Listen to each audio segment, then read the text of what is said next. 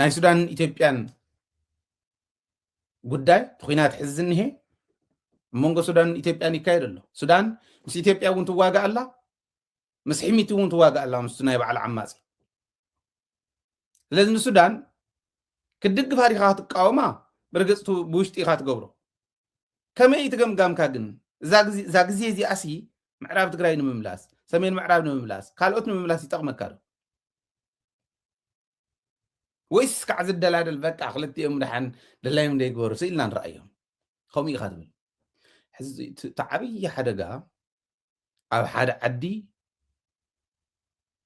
ዓብይ ሓደጋ ናይ መሪሕነት ናይ ፍልጠት ምንኣስ እዩ ናይ ፍልጠት ሊሚቴሽን እዩ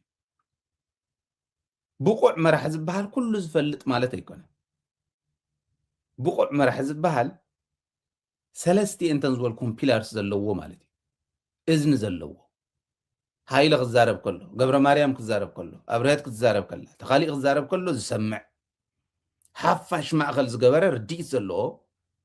ሓፋሽ ዝሰምዕ ዓቕሚ ዘለዎም ዝእቱ ዘቕርብ ፅቡቕ እዝኒ ዘለዎ ማለት ናይ እዝንኻ ቅርፂ ማለት ኣይኮነን ዘዳምፅ እዝኒ ዘለዎ ማለት እዩ ንዛረብ ኣለና ሓቀይ መዓልታዊ እናተዛረብና እወ ተዛሪብኩም እኮ ነርኩም ኣብ ዝኾነ ግዜ ግን ከምኡ መሰለና ንኢሉ ዝኸይድ እንተኮይኑ ከምኡ ዝበለ ድንቁርና እዩ ዘጥፍኦ ዓዲ ዝምራሕ ብሓደ ሰብ ኣይኮነን ህዝቢ ዝመርሖ እኮ ህዝቢ ሓቂፉ ዝኸይድ ህዝቢ ዘዳምፅ እዝኒ ዘለዎ መሪሕነት እንተኮይኑ ህዝቢ ዝመርሖ ነቲ ዓዲ ኣብቲ ህዝቢ ዓቕሚ ኣሎ ኣካል ህዝቢ ኢና ንሕና ኣካል ህዝቢ እዮም ቶም ካልኦት ቦቲን ሓሳብ ዘቕርቡ ዘለዉ ስለዚ ንኩሉ ሓቂፉ ዝኸድ ንኩሉ ዝሰምዕ መሪሕነት የድሊ ክሰምዕ እንተኮይኑ ዓቕሚ የድሊ ክላዕ እዚኦም ስኢሎም እንዳሎም ዝዛረቡ ዘለዉ ዝተዛረበ ሰብ ናብ ባንዳነት እንዳቀየርካ እንተኸይድካ እቲ ዓብዪ ሓደጋ ዝበልክዎ ሕወሓት እውን ወይ ናብ ህልም ዝበለ ፀረ ዲሞክራሲ ወይ ከዓ ሒዛትና እናወደቐት ከምዚ ዘዝበለ ኣድጊ ኣዝቢላ ከምዚ እናበለ ተፀጊማት እናትኸይድ እንኳን ዶ ነቲ ተሸከመ ነቲ ረኣያይ እውን ፀገም ዝኾነ እታ ዘይትፅዕኖ ዙሩ ዘይተብሎ ኢልካ ንክትዛረብ ከምኡ ዝገብረካ ናብ ከምኡ ዝበለ ክእትዋ ዝኽእላ ክልተ ዓበይቲ ሓደጋ ዝበልክዎን ሓደ ሓሳብ ንዘቕረበ ንዝመጎተ ምፍራጅ እዚ ዓባይ ሓደጋ እያ ካልቸር እዩ ኣብ ሕወሓት ትፍርጆ በቃ ወይ ባንዳ ትብሎ ወይ ዝኾነ ምስ ዝኾነ ሓደ ጉዕዝ የካይዳ ዝኸይድ ሓይሊ ኣብነት ምስቶም ኣዲስ ኣበባ ዝሃደሙ ምስኦም ትፍርጆ ያ ሓደጋ እያ ኣላ እያ ሓደጋ እያ ታውድብ ከይትፈርስ እዩ ዝዛርብ ዘሎ ካልአይቲ ወሲንካ ምእታው ወሲኑ እንተኣትዩ ማዓት ደንቆሮ ተኣኪቡ ወሲንዎ ዝኣተወ ተቐበል ኣዝማረ ኣይኮነን እኮ እዚ እንዳዝማረ ኣይኮነና ህዝቢ ኢኻ ክትመርሓሉ ወሲነ ዝመፃኹ ተቐበለ ይበሃል መልዓል ሓሳብ ኢኻ እስካ ትመፅእ ትማጎት ተብላዕሊዑ ኣቱም ሰብ ስዋ እኳስ ትጥጅእ ብደንብ እንድሕር ዘይተብላዕሊዑ ትርጉም የብሉን ኦኬ ወይ ዘይተብላዕሊ እንተ ዘሊልካዮ እውን ትርጉም የብሉን ስዋ ተቐጫ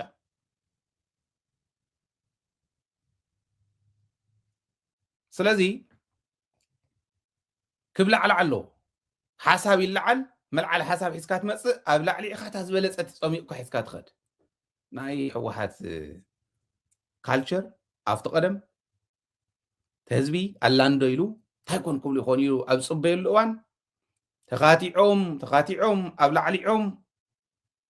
ሓሳብ ተፈለየ ሒዙ ዝኸይድ ኣሎ እዩ ሽዑ እውን ኣይፍረጅን ግን ኣብ ዕፅውቲ ስለ ዝኾነ ተይፍረጅን መን እንታይ በለ ይትፍለጥን ማጆሪቲ ዝወሰና ግን ውሳነ ሕወሓት ኮይና ትወፅእ እዩ ነይሩ ሎሚ ወሲንካ መፂኻ ተቐበል ጌጋ እዩ ዋላታ ወሲንካ ወዲእኻ ኣብ ደገ ወዲእኻ መፂኻ ተቐበሉ ኣብቲ ማእኸላይ ኮሚቴ ጥራሕ ከይመስለኩም ዋላ ናብ ህዝቢ ክመፁ ከለዉ እውን ረኣይዎ መራሒ ክመፂ እንተተባሂልስ ሓደ ሰዓት ሙሉእ ቱት ኢሉ ርብዕ ሰዓት ዝኾነ ሕቶ ኢሉ ኣኸለ እቲ ህዝቢ ከዳምፀካ ዲስ ክተዳምፆ ኢኻ ትመፅእ ዘለካ ዝብል እውን ረኣይዎ ፈትሽዎ ጌጋ እዩ ኣነ ብዝሪኦ ጌጋ እዩ ኣብ ገሊኡ ጌጋ እዩ ሰዓትን ገለ እንተዛሪብካስ ናይ 15 ደቂቃ ህዝቢ ከዳምፅ ኢልካ ንምምፃእ ጌጋ እዩ ካብ ህዝቢ ወሲድካ ኣብቱ ፀቢብ ፍታ ዝነኣሰት መድረኽ ከተብላዕልዖ እዚቕሪቦም ከምዚ በዚ ዓዲ ከምዚ ይቕሪቦም በዚ ዓዲ ከምዚ ይቕሪቦም እዚኦም ይጠቕሙና ዶ እዚኦም ኣይጠቕሙና ዶ ኢልካ ክትዛተየሉ ግን ፅቡቕ እዩ እዚ ክትገብሩ እዩ ዘለኩም ዝብል እምነት እዩ ዘለኒ ከይንወድቕ ስለዚ ናይ ሻዕብያ ረኽቢ እውን እንዳተጠናኸረ ይኸይድ ዘይምለስ ይኹን ሻዕብያ ክዕረቕ እንተኮይኑ እውን ወያነ ዘይተዓረቀ ይዕረቕን ዝብል ሻዕብያ ይኹን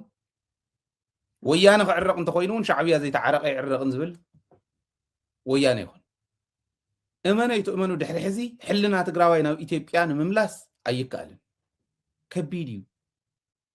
ከቢድ እዩ ኣብ ርእስና ዘሎ ኢትዮጵያ ትበሃል ዓዲ ኣብ ርእሲ ኣብ ሕልና ትግራዋይ ከመይ ዲፋይን ትግበር ከመይ ትትርጎም እንተኢልኩም ኢትዮጵያ ማለት ዓደታትና ብ2030 ዝደፈረት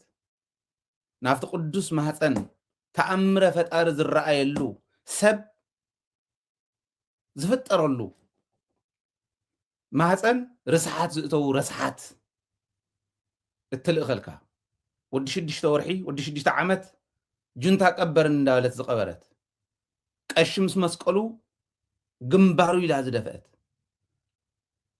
ሼክ ምስ ጥምጣሙ ግንባሩ ኢላ ዝደፍአት ቤተክርስትያን ተኩሳ ተፍርስ መስጊድ ተኩሳ ተፍርስ ትግራዋይ ንባዕሉ ጥራሕ እንተይኮነ እንተሎ ታሪኹ ትሕቲ መሬት ክቕበር እትገብር ከይህሉ እትብል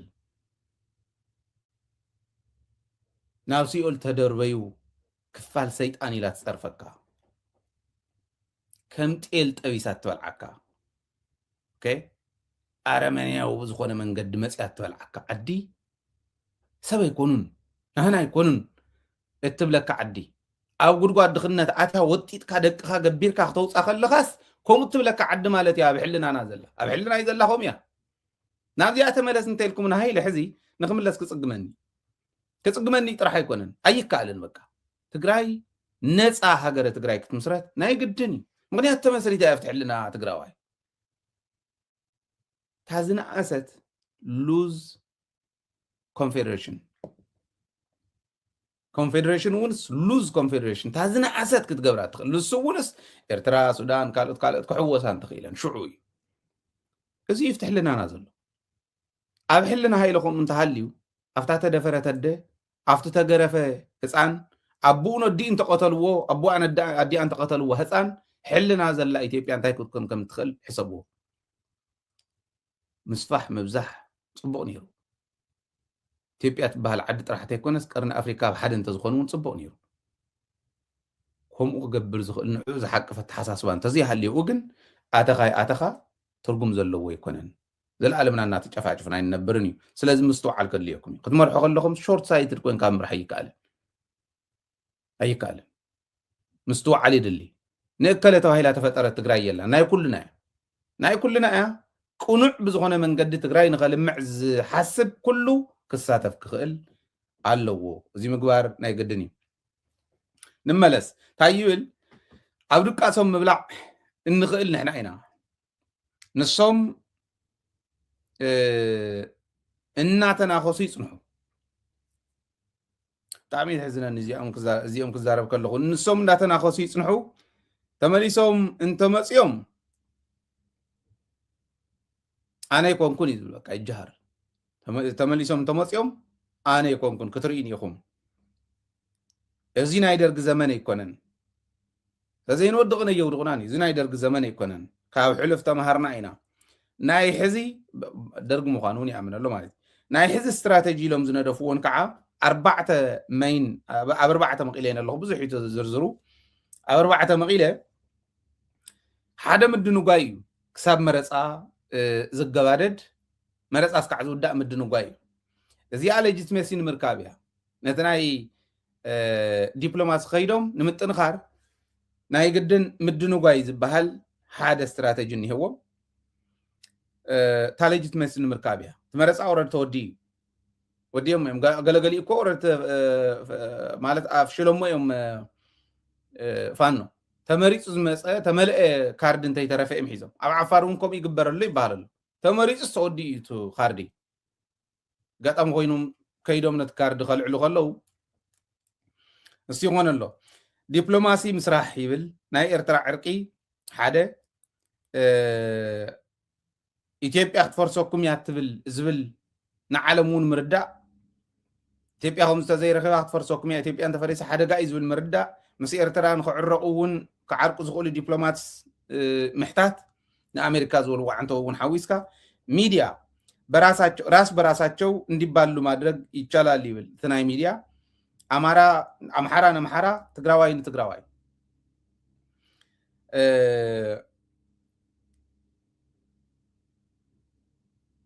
يا تقراواي أمحارا تخالي ونتخالي ننو علم حزب زعوات تقراي تخوينس تقارو إخا تسلفو للميديا مالتي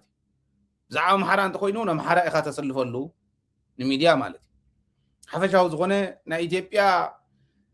بير سوات كترد انت خوانكا بير سوات أكي بخوم زي قبر اللي خزبل إخا تسلفو له مالتي سالسايزيو ترابعاي كمتو دمو يالن هايل أكماشتن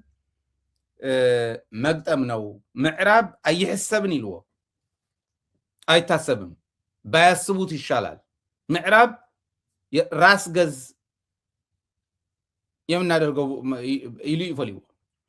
راس قز قبرلو يونايتد عرب إمارات انت أخذ ربح خاو نعو إلى توصل زلا انفستمنت انتايو رأي وزي كله حسابوه معراب يحسبني لكم الله اتانا الميديا قد دايقن توسنا فيديوهات قابزوكم تقارو بتقارو أمحارا بمحارا نبير سوات نمئمان ويانا سيد أنجر كام سأل ويانا خفر سكا إخوتنا كاينال كام فررح زياتهم كلهم يقبروا وملو ከማንም በላይ ቲፒኤልኤፍን ይጣላል የሚለው ኮሬክት እኮ ነው። ሻዕቢያ ቲፒኤልኤፍ አይ ዘይትና ውሃ ናቸው። ቲፒኤልኤፍ እና የአማራ ብሔርተኛ ምናቸውም የማይገናኙ አንዱ ላይ ጂኖሳይድ ፈጸመብኝ እያሉ የሚሉ ሰዎች ናቸው። አሁን ለጋራ እንትን ተሰብስበው ሲያረጉ ምን at the end of the day ምን ኦብጀክቲቭ አቺቭ ለማድረግ ነው ብትለኝ እነኚህ ባንድ ላይ ሆነው የሚገዙት ሀገር ሳይሆን ሁሉም የየራሳቸው እንዶ በጣም ሰክሰስፉል ቢሆኑ ነው ማለት ሁሉም የየራሳቸው ሀገር ያላቸው አማራ የሚባልና የትግሬ የሚባልና የኦሮሞ የሚባል እንትን ተፈጥሮ ሀገሪቱ ተበታትና እንድትሄድ ይፈልጉ ካልሆነ በቀር በምንም አይነት በዛ አንድ ሀገር እንፈጥራለን ብለው ያስባሉ ይያለ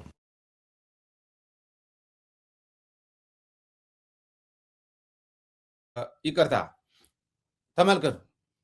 እዚያ ማለት ሕዝብ ብሔረሰባት ከትብተውን ይኹም በቃ ዘለዎም ዕላማ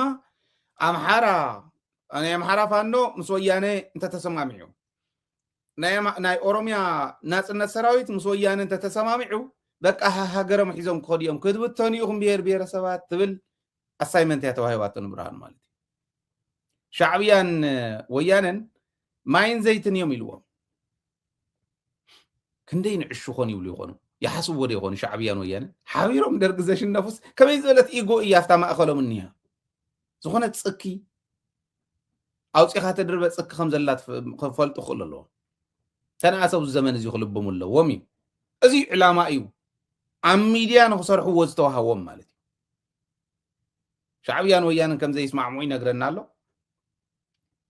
ثلاث شعبيان ويانا حبيرهم ترينا يوم زيهم ماين زيت ندعلم زي حوازن حزب ويم فرس ندعلو يلو بقى كم زفرسو امينو نعوم نتو حدنتهم كامن زغل محبرسب نخيه له مغباري طوان اعلام كم ديوم جن رقص كحز مصوو طعم مسكفي حماقي ناي حماق ملكتي نجر جن بحجيهم مهاريهم زول امنه الله نبيهر بيرسب ግን ክብትንኩም እዮም ሰክሰስፉል እንተ ኮይኖም እኳስ ነናይ ዓለም ሃገር ክሕዝዮም አምሓራ ዓብይ ሃገር እዩ ትግራይ ዓብይ ሃገር እዩ ኦሮሚያ ዓብይ ሃገር እዩ ተረፍካ ግን ትብላዕ ኣለኻ አንታው ብዞም እዚኦም ዝቆፀርክዎም ዘለኹም ኢትዮጵያኒስት ከዓ ትፈርሱለኹም ኢኹም በላ ሓግዙ ዝብል አሳይመንት ያተዋሂባቶ ዘላ ንብርሃኑ ማለት አገር መበተንን እንደ ክፉ የሚያይ አይደለም ተመልከቱ ከም ዩጎዝላቪያ ክትኮንያ ተባሂላ ዝነበረት ሃገር ደቁ ገቢሩ ህዝቢ ትግራይ ናብ ሓደ ከምጽእ ከሎ ከምዚኦም ዝበሉ ርእሲ ሓምሓም ኣብ ልዕሊ መስዋዕት ህዝቢ ትግራይ ክቕልዱ ከለዉ ስምዕዎ ወያነ ሃገር ከይትብተን ኢሉ እኮ ድሓን እቱ ሓደ እንዳደፍጠጠ ዝፀንሖ ቅሬታ ዋላ እንተሃለወ ሓቢሩ ንምንባር ዋላ ፀገም እንተኾነ ሓደ ኢኮኖሚያዊ ማሕበረሰብ ንመስረት ሓድነትስ ግድ የለን ማዕርነታዊ ሓድነት ክንምስረት ኢና ተባሂሉ ዝተመስረተ ይኽእሉ ኣሎ ንምንታይ መሲሉ ሰብዚ ሓደ I don't know ማለት part of ናይቶ ስታይ ሆነ ይኮነ እንዳምበር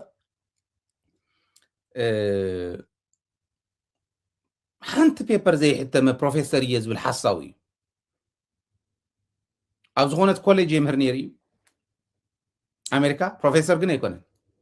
100% ርግፀኛ እዩ he's not a professor ፕሮፌሰር እየ ይብል ፕሮፌሰርሺፕ ብስራሕ ብሪሰርች ዝመፅእ እዩ ሰኢሉ ኣይኮነን ፕሮፌሰር እየ ዝብል ሓንቲ ፔፐር ናቱ ስደዱለይ ሓንቲ እተው ጉግል ስኮላር ኣትኹም ወይ ኣብ ዝኾነ ናይ ሪሰርች ፕሮፋይል ኣትኹም ስደዱለይ ናይ ሰብኣይ እዚዩ ሪሰርች እንተሃልይዎ የለን ብምንታይ ፕሮፌሰርሺፕ ከምዚ ዝበሉ ሓሰውቲ ዓቕሞም ዘይፈልጡ ሓላኹስ ኣሰማሪልካ እኒሄ ማለት እቲ ናይ ሚድያ ዝበሎ በባዕሎም ክነባልዖም ኢና ዝበሎም ከምዚ ወያነ ንሓድነት ህዝቢ ኢትዮጵያ ወመስዋዕትነት ዝኸፈለ ውድብ እዩ ትግራይ ከዓ መስዋዕትነት ዝኸፈለት ዓዲ እያ this is ውስጣቸው ያለ እንትን ነው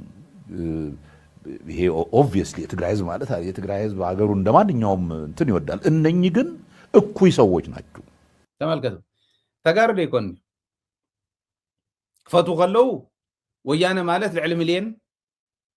ኣባል ዘለዎ ይብሉ ወያነነት ናይ ህዝቢ ትግራይ ናይ ግዛእን ባህላይነት መግለፂ እዩ ወያነነት ማለት ህወሓትነት ማለት ኣይኮነ ህወሓት ሓንቲ መግለፂት ወያነነት እያ ወያኔ እኩይ ነው ካልክ የትግራይ ህዝብ እኩይ ነው እያልክ ነው ማለት ነው ወያኔነት የትግራይ ህዝብ ያልገዛም ባይነት መገለጫ ነውና እዚቱ ትርጉም ዘለዎ ኣረዳዳ ኣኾን ዘሎ እዚኦም ነዚኦም ስለዘይንፈልጦም ኢና ዓውዲ ፃሕሊ ኮይንና እናተቃፀልና ንነብር ዝበልዎ ዞም ወላዲ ትክክል ነይሮም ሕዚ ካብ ህዝቢ ትግራይስ 1.1 ሚልዮን እኩይ እዩ ጎሊሎምስ እዚ እኩይ ንጹህ ኢሎም ክፈሊሉና ማለት እዩ ስለ ትግራይ ክንዲ ፅፍሪ ተኣክል ትእትወካ ይብላን ናይ ባዕሉ ጉሓፍ ክፀርግ ዘይኽእል ሓደ ጉሓፍ ከምዚ ክብል ከሎ ብጣዕሚ ዘፅይፍ ያደጉበት ፖለቲካ የኖሩበት ፖለቲካ እና አሸነፍን የሚሉበት የሸፍጥ ፖለቲካ ለነሱ የእውቀታቸው ምልክት they don't care አገርን ጠብቅ የሚል እችን የምታክል የአገር ስሜት የላቸውም ይሄን እኮ we're proven right ጽቡቅ ህዝታይ ዘመረና ዘሎ ይመስለኩም ኢትዮጵያን ምድሓን ተባሂሉ ሓንቲ ክንዲ ፅፍሪ ተኣክል መስዋዕትነት ክኸፍል የውልን ህዝቢ ትግራይ ይዝብለና ዘሎ ኣነ ከምኡ ይዝርዳን 100,000 ቆሲሉ 60,000 ተሰዊኡ እዚ ስኢልካቱ ናይ ሰነፈ ቆፃፅራ እምበር ህዝቢ ትግራይ ከም ዘለዎ ይዋጋ ከፊሉ ሕድሕድ ገዛ ተቃፀለኸ በብኸባቢኡ ከብዳ ተቐሸረት ንስትኸ በብኸባቢኡ ተሓረዱ መናእሰይከ ኣይተቆፀረንኩ ተጋዳላይ እዩ ዝበሃል ዘሎት መስዋዕትነት ኩሉ መስዋዕትነት ከፊልና ንሓድነት ኢትዮጵያ ማዕርነታዊ ሓድነት ኢሉ ተቃሊሱ እኮ ሽሙ እውን ማዕርነታዊ ሓድነት እዩ ነይሩ ኢትዮጵያ ሓደ ንምግባር ከይትፈርስ ተዓድን ምሕላው ዝተኸፈለ መስዋዕትነት ኢትዮጵያ ሓደ ንምግባር ሓስዮ ይፈልጥ ምስሩ ዘይዶን ኬር ይብለካ ኣሎ ድሕሪ ሕዚ ንኢትዮጵያ ተባሂላ ትኽፈል መስዋዕትነት ዋላ ሓንቲ ከይትህሉ ሓደራ ህዝቢ ትግራይ እዚኣታ ዋና ክንርዳእ ዘለና ከም ዝበሉ ገፈጥ ወዲ ገፈጥ ተኣኪቦም ብናይ ምሁራን ሽም ምሁር ኣይኮነን ምሁር ማለት ህዝቢ ዘድሕን ህዝቢ ዘውፅእ ብልሓት ዘምፅእ ማለት እዩ እምበር ምሁር ማለት ፒኤችዲ መሓዝ ማለት ኣይኮነን ናተይ ፒኤችዲ ምሁር ከብለና ይኽእል ናተይ ፒኤችዲ ናይ ህዝቢ ፀገም ክፈትሕ ከሎ እዩ ምሁር ዝበሃል ናተይ ሓንቲ ምርምር ገይሩ ዘይፈልጥ ሰብኣይ ፕሮፌሰር እየ ኢሉ ክእውጅ ዘይሓፈረ ብከምዚ ዓይነት ቶን ህዝቢ ኣታሊሉ ንምኻድ ክምክር ከሎ ክንርድኦ እዩ ዝግባአና የታለና እዩ ዘሎ ኢልና ኢና ክንርድኦ ዝግባአና በደንቢ ኢና ዋይ ዝለ ክንሪኦ ዝግባአና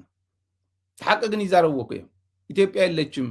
ገለገሊኦም ይብልዎ እዮም ኢትዮጵያ የለችም አቅም የለውም ብልጽግና ይብሉ አቅም ስለዘይብሉ ብሽርሕ መጽ ሕዚ ታሽርሕ ግን ተንኮለያታናቶም ሞ ተዓዘብዎም አስተውዕሉ ኢሎም ነጊሮምና እዮም ወለድና ማለት እዩ ንርአይ እዚ ማለት ባለስልጣን ናቸው ያማን የብልጽግና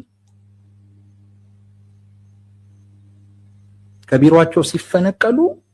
የሾማቸው አካል ምንም አላለም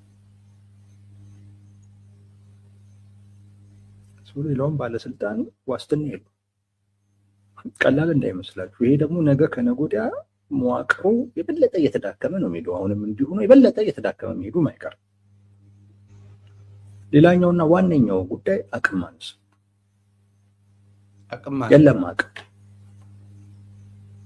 የለም አቅም ብዙ ጊዜ ዝም የምትለው አቅም ስትታጣ ብልጽግና ካሰበው ውጪ ነው የሆነበት እንደሚባለው ቅርቃር ውስጥ ነው የገባው የሱዳን ጉዳይ ፌል አድርጎበታል የሱዳን ጉዳይ ማጠፊያው ነው ያጠረው ያለው ስጋት ሆኖበታል አደጋ ሆኖበታል ከሻቢያ ጋር ያለው ግንኙነት ወይም ከሻቢያ ጋር ያለው ነገር በቃ ማይስተካከል ሆኗል ጽቦ ውስጥ ላይ ያሉትን በሙሉ ራሳቸውም እየተሰባሰቡ ምንም በተናጠልም ምንም ያደርጋቸው ማለት ነው ከውስጥም ከውጭም ማደግ ውስጥ ነው ጽቦ የኢኮኖሚውም ጉዳይ ሰውን እያስጮኸው ነው ነገ ከነገወዲያ አመጽ ሊወጣ ይችላል የሚል ስጋት ውስጥ ነው ጽቦ ነገሮች እንደፈለጋቸው እየሄዱለት አይደል አቅም የለም ዚያ መልሲያ አቅም ይብሉን ግን ጸላኢኻ ምን አስካዕ ጽቦ ይኮን ዚያ ተሐቅ እንዲያታ ተዛረባ ዘሎ አናኹም ገሬና አሶም ምክንያቱ ይወደቅ ዝሃነጾ ዓቢ ኣብ ቀረባ ዘይውዳእ ኢኮኖሚ ኣሎ እቲ ኢኮኖሚ ዋላ ነቲ ህዝቢ ዝኸውን እንተዘይኮነ ንኹናት ገይሩ ከምፆ ይኽእል እዩ ሰብን ኢኮኖሚን ዝግብር ዘሎ እዚ ናይ ኩናት ስትራቴጂኻ እንተስ ከም ናይ ኢራን ናይ አሲሜትሪ ስትራቴጂ ተጠቂምካ ኢኮኖሚኡ መን ካርዱ ቀዲሙ ወድእ ዓይነት ስትራቴጂ ክትክተል እዚኣቶም ዲዛይን ዝገብረልካ ብውሽጢ ከምቲ ዓንተ ወይ ዝበልክዎ ቫይብራንት ዝኾነ ግን ሪቪው እንዳተገበረ ዝኸይድ ሕዝታይ ዝግበር ናህና ኣብ ኣካዳሚያ ሪሰርች ትሰርሕ እሞ ከተሕትም እንትኾንካ ሕትመት ከይዱ ናብ ጆርናል ኤክስፒሪየንስ ዘለዎም ሰባት ሪቪው ይገብርዎ እና ናይ ሪቪው ኮመንት ይመፀካ ፊድባክ ይመፀካ ንዕኡ እስተኻኺልካ ትሰድድ different rounds of review ኣለው ንሳቶም እስተኻኺልካ ምስተወደ okay this can be accepted for publication ምስተባሃለ ይኸይድ ልክዕ ከምኡ ኣነ ምኽረይ ወያነ ህወሓት ሕዚ ቤት መንግስትና መሊስና ኣለና ቤት ምኽርና መሊስና ኣለና መንግስትና መሊስና ኣለና እዚ ኣበይና ግን ሶሉሽን ኣይኮነት ክመፃ የላትኒ ካሊእ መረዳእታ እዚኣ ክንዛዝማ እምበር እዚኣ ኣበይና ሶሉሽን ኣይኮነት ስለዚ ምስትዋዓል የድሊ ዓቕሚ ዘለዎም ሰባት ንቅድሚት ምምፃእ የድሊ ብድፍረት ኢኻ ተምፅኦ ዓቕሚ ዘለዎ ደፊርካ ምፃእ እዩ ኣይ ልዕለይ እንተኮይኑ ብዓቕምስ ከም ዝኸይብለን ስልጣነ ይትሕሰብ ህዝቢ ሕሰብ እዚት ሶሉሽን እዚ እታ ናይ ኣብዪ ኣሕመድን ናይ እቶም ብልፅግና ኦሮሞን ክንውዳኣ ሓደ ሰለስተ ዝኾና ነጥብ እኒዋ ሌሎች ክልሎች ላይ የሰራነው ስራ አመርቂ ውጤት አሳይቷል ይብል አብ ቤንሻንጉል ኣብ ጋምቤላ ያደም አቴኔን ኩለን በቃ ናይ ደቡብ በርባዕቲን ክልላት አቴኔን እዚሁ ማለት እዩ ቢከብድ የፋኖ እንጂ ከኦላ ከኦሮሞ ነጻነት አርሚ ጋር በእርቅ መጨረስ እንደሚቻል ፍንጮች አሉ ይብል በትንሽ ገንዘብ ብዙ ቡችሎች መግዛት በሚቻልበት የዲጂታል ዘመን መስነፍ የለብንም ይብል እንደ ቡችላ ይገዚኒ ናይ ትግራይ ራይ ወይ እንደው ዝወፁ በዓልክ እንደያ ዝብልዎ ዘሎ በዓል ግዛዕም ዛዕትብልዎም ዝብልዎ ዘሎ ምሕፈርቲ እዮም እዚኦም ናይ ታሪክ ሓተላ ከምዚ ገሪ ይጻወተሉ በትንሽ ገንዘብ ብዙ ቡችሎች መግዛት በሚቻልበት የዲጂታል ዘመን ማለት ናይ ሚዲያ እና ፕሮፓጋንዳ ስራሕቲ ሰርሕሉ ዝኽእሉ ቡችላ ክገዝእ ይኽእል ማለት እዩ እና በርግጠኝነት ንህዝቢ ኦሮሞ كربح زغل زي يويلي زغيتهم حز الزرزرنا يوم جن أنا حدا ملصق مطلب برقص أنينا تنزل أرمونا وحدا جاي بتوصل تركابي عادي أخوان لك كم تنافس بتقرأي ديكلير تجبره كمو أرمو خمس جيرنا إزبل بأرمو الشمس بدون زلون أو أرمو ندحر تتحيزو عبي حدا جاي أثناء أرمو اللي كنا حيز اللو هذه كحسب اللو زول أمنا تلني نفتنا يتقرأي كم سايز والكوا حدا أنت يمزلو جنرال تادس ورده يحل الله زول حدا زي فلتو سبق صرح زلو مسيلوهم نتقرأي حدا جازهم صلانا محاورة ميديا تتكمتوني الجنرال تادس ورده يحل الله أرتحت قصة صر سراويت عاتيولو أما محاورة ميديا نهنا يو كيف أيو أي تحلوا يا بلد تودي تجاوي حصوتي تو محلاو قلم الزبال سواء كم زلوا يزلوا تجاوي ينيرو سلطان زغص المصير وو هنده في النيرو جن كنتي تازود الدورها يغوين كوني صنيعو كنتي تغاوزود صنيعو انفيز عشوقات عم توديها تقورا نقري بالله ترى انسسا يزحزا عشوقاتو زود عشوق اندي الزرق نيرو كلينا برن ناي سلطان هرف يا تخيدو نيرا اي من ناي سلطان هرفن كوينن خلتيان مالتي وانا ناي سلطان هرف يا تا سلطان كعانتن ገንዘቡ نمحلاو يتقملا نيرو مبر ህዝብ ትግራይ እንተ ዝሕሉ ወላ መቅጸልና ይውን መቅጸሎ ነይሩ ህዝቢ ግን ከንቲ ተወዲ ይጸኒሑ ጥራሓ ዝወፀት ደርሆ ከንቲታን ተወዲኣ ተራ ቁሪ እንዳቀፍቀፈ ቆርበታ እንዳቀለጠ خطፋ ዝኽእል ስለዚ መጀመሪኡ እውን أركب كبها الكل نفتح عقرقر كأتوي نوران هذه يحلوا اللي زبل حاسوتيو هم زي قبر اللو أو قصة سرعاتيو زي أتم بملأهم هاتوتو ناي سوشال ميديا معبي حاسوتاتيو أي تحلوه أي بلي كم زول كوو موكيريو كاستوعل نيرو حزمن ميلن بقى عندهم أنا حلاوي كوسو كل اللوم بالي معناته كالي سب كي يطفو مطفيهم ما غيب بحال هو واحد تطفو اياهم تذكر اياه هو واحد ما خدشمو وانت غليا لبن تطريق قرتان تحاتيتو بتاخلتين باركا قلقل انت يلو وينات يهون له مغنيات يلا كتشمو خبل كله بريزيدنت تخون عقق قبلنا يكون كم تاز مكتاتا مختغن كريديت كن هو ويا كوي مع التوريقهم حماقات كوينهم سلطان هرف ناوكم زول عرف دفتي ومبر ياتم كو هيوت زمن ملء تقالسيو سنفنا قناوتيوم حساب كنسن يبلنا نسب نوسخ مبر سوين نحزي خم زول استراتيجينا نختل قومي لكم زحاتاتكم ونوصل زلهم السوشيال ميديا ريكم يلن منهم بقى عارف غفيل له تنقل يسرحن كم زي يقبرن هرف سلطان سلازلو ومليسنا خنوص اكاينا انت لو موسك تهلل يخلنا خبل يكلن سب سلازخونه فقرنا واي فقره سلطان زلو سب كما عينت حما كلو خلي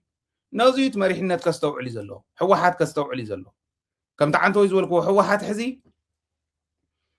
انت ناس جريت ماجوريتي ناي حزب تግራይ ابز اخيوا تساتفي ابزن زنورا ببخواوي جريت ماجوريتي نايس تግራይ አንጨብጭቡ መንግስትና ይመለስ ይሉ አጽዲቆይ እዚ ሕዚ ውይዒ ቀብሎም ክእል ንሰነፍ ውይዒ ይዘብሎ ንሰነፍ በቃ ሕጉሰ خصحق ይኽእል በቃ መጽናና ስልጣን ንለባም ዓብይ ሸኽሚ ኣነ ዘፍርሐን ንነግረኩም ህወሓት ተመሊሳ ኣላ ሕዚ حوحات كي تودق هز تግራይ كم زحلواهم بتكبر رئيلو حوحات نزعدل زيا ولا دكتور دبرسين او هيوت زمانو كم دكتور دبرسين عدل زرخبه سب يله او حماق زي يمصيو يا مني صبغا جماروታት جمير نيرو يا مني سب انجيج مغبار حدغا مصينا جونسايد كومزي زبل حدغا مص خلو دحرزي ريزاين يمزغبرو سبات وي بخالي امزقير عقمي قالت لك بخالي زقير دكتور دبرسين نتا زنورتو غدلت نخمل عبي عدل رغيب اذا عدل زي انت بلاشوا نبعلو طرح يكونت نتودبون نتهزبون يخلقكم كم يمسيلكم تودب اندحر اذا كله تهزبي بيت مغرب مملاسو حوحات مملاسا منغست مملاسو كندو انت حقيسو تهزبي بمملاسو من عينة لوط زي يمص انت خوينو نعمت مرصا እንዳደና ጎና እስከ ዓመረጽ ኣብዘሎ ክነጽንሖ መለና ኢሉ መሬትና ኸይነ ምልስ ኣብየና ግዜ እንታይ ይግበር ዝብል ብደንብ ወሲኖም ተዘይ ገይሮሞ ሞንዳ ተደላደለት ኢትዮጵያ ናብ ዘይነም ልሰሉ ደረጃን ተብጽሓትና ዓብይ ሓደጋ እዩ እቲ ሓደጋ ነትውድብ ተኣማንነት ከስኡ ነው ግን ነትውድብ ጥራሕ አይኮነን ተወዲብና ናይ ምስዓር ተወዲብና ናይ ምቅላስ ታሪኽና ከሕምሶ እዩ ከበላሽው እዩ ስለዚሁ ኣስተውዒላ ክትክል ኣለዋ ሕወሓት ኣስተውዒሉ ክኽእል ኣለዎ ዋላ ዶክተር ደብረጽዮን ግለሰብ ኣይኮነን ዝመርሑ ናይ ሕወሓት ኣካይዳ ኮሌክቲቭ እዩ ኣነ ሓደራ ዝብለኩም ግን ዓቕሚ ዘለዎ ሰብ ምእታው ማለት ዓቕሚ ናይ ትውድብ ምህናፅ ማለት እዩ ዓቕሚ ዘለዎም ሰባት ምቕራብ ምሕታት ማለት ኣሳይመንት ምክፍፋል ማለት ንሱ እዩ እዝኒ ዘለዎ ክሪቲካል ኣናሊሲስ ዝገብር ርእሲ ዘለዎ ጽቡቕ ኮሙኒኬሽን ክእለት ዘለዎ ሰብ ምቕራብ ማለት ነቲ ህዝቢ ምርባሕ ነቲ ውድብ ምርባሕ ንግልኹምን ታሪኹም ጽቡቕ እዩ ብህልኽ ሰብ ከይተስእኑና ሰባት እንዳዕረና ነቶም ዝወፅውን ንስሕብ ንኹን ሰብ እዩ ሰብ እዩ እሚኖም እዮም ዝወስድዎም በቃ ስልጣን ጎጽቆም ዝኽእሉ እንተእሚኖሞም ሞናብ ስልጣን ዝኸይድ ሰብ ስልጣን ፕራዮሪታይዝ ዝገብር ሰብ ዳኸመይ ገርና ክንመልሶ ይበሃልን እእምኖ አይዲዮሎጂኻ ቃልስኻ ህዝባውነት ተስርጸሉ ከመይ ጌርካ ዲ ዓቕሚ ዝህነፅ ትውድብ ነይርዎ እዩ እዚ ክገብር ኣለዎ ኣነ ይፈርሕ እየ ባይዘወይ ከምኡ ዝበለ ስልጣን ክበካ ከሎ ህዝቢ ክትፈርሕ ኣለካ ልባም እንትኾንካ ክትፈርሕ ኣለካ ብርግጽ ዘመን ተበላሽ እዩ يترفد بوليتيكينيات سلطان توهيبهم ببسنا ون انا سود خبا كل سلو زخون كو ببسنا زي توهبني لهم كو زعغرغرو ابوتات كو رينا كو اينا تمسل ابوتاتنا خمس نغرنا كم زولكم انا اغر فلست اغر قشاشتي عبي اباس كون كبحال كله يهدم يدل بقى نركب كا محارو نغدفوني ان بالليلو يهدم يحبا نعاد انسخات حيش توهيلو تدلي እንዳነብዐ ይዝመስል ኣነ ኣጳስ ከይኮን ወዲ እከለ ከባቢ ስለ ዝኾንኩ ኢሎም ከምዚ ዝብሉ እኮ ኢና ጉድ እኮ እዩ ዘመን ጉድ እዩ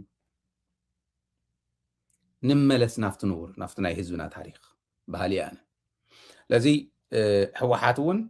ስልጣን ክወሃባ ከሎ ዶክተር ደብረጽዮን እውን ዝነበረ ስሕተትን ክፍተታትን ኩሉ ከስተኻኽል ድሕሪ ዝኩሉ ሞትን ካልኢን ክምለስ ከሎ ምስተዋዕል የድሊ ተዓድል እንተተበላሻ ኣብ ሕወሓት ዘለዎ እምነት ህዝቢ ትግራይ ሉዝ እንተገይሩ ኣብ ሕወሓት ጥራሕ ኣይኮነን ፀገም ክመፅእ ኣብ ናይ ምውዳብ ታሪክና ብምሉኡ እዩ ከበላሹና እዚዩ ብደንብ ክተስተውዕሉ ኣለኩም ዝብል እምነት ኣለና